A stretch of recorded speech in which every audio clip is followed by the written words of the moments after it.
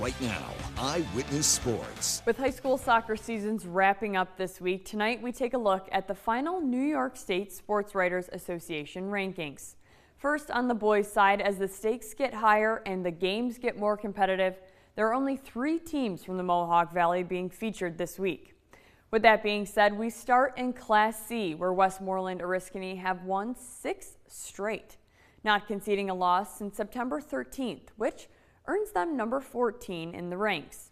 In Class D now, we've got 2 local teams making the cut. The Hamilton Emerald Knights sit at number 6, up 6 spots from last week after only losing 1 match since September 6th and earning points in 10 of their last 15 contests. On their tails is number 11 Poland at 8-4-1. The Tornadoes have not lost in the month of October, outscoring their opponents 25-3 over that time. And turning our attention to the girls' side now, 3 teams have also made their way into the top 10 in the state. Let's take a look. In Class A, the New Hartford girls continue their dominant run towards another sectional championship, winning 5 straight and moving up 2 spots in the rankings to number 9. Turning to Class C now, the Sequoia Valley Redhawks have stayed consistently dominant since September 7th after they suffered their only loss of the season. These dominant performances have been able to keep Sequoia comfortably at 7th for the second week straight. And in Class D, Hamilton has put up 5 straight wins since their last loss on September 26th and have only given up 3 goals in that time, earning them a 9th place ranking in the state. The Section 3 seeding meeting is scheduled for Sunday afternoon. We'll have all 6 playoff brackets for both the boys and the girls on Eyewitness Sports and on our CNY homepage. And speaking of high school soccer, there were plenty of games tonight to keep us busy, so let's take a look at how they finished up. In the first game of the afternoon, Clinton rallied in the second half to come back and beat Little Falls.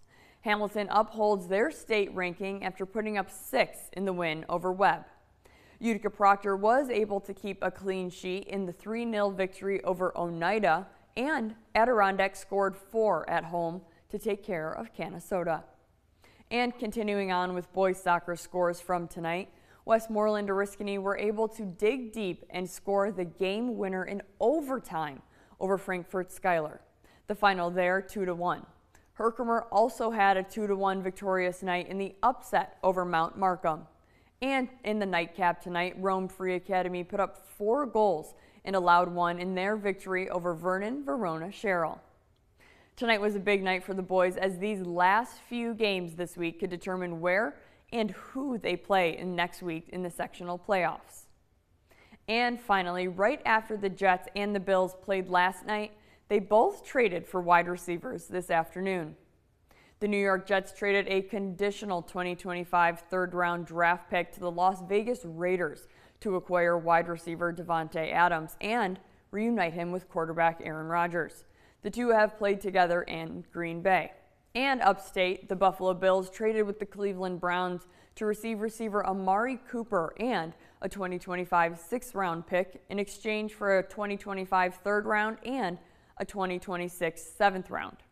These trades will add depth to the receiver rooms for both the Bills and the Jets, something both teams could have used last night. But that's all I've got for Eyewitness Sports tonight. Thomas, back to you. Thank you, Gretchen. Coming up next after the break, Vice President Harris and former President Trump both kicked off their week in Pennsylvania, a state that has become one of the closest and most important contests in the race. Tonight, News Nation's Blake Berman breaks down the latest polls out of Pennsylvania when we come back.